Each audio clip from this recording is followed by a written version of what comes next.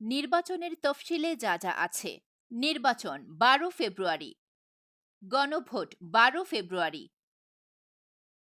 প্রতীক বরাদ্দ 21 জানুয়ারি,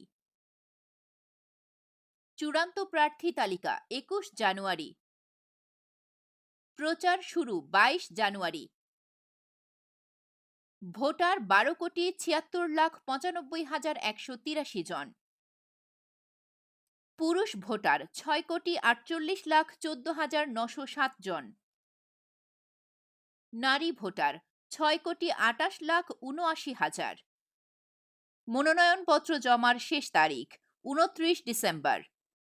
প্রার্থিতা প্রত্যাহার 20 জানুয়ারি।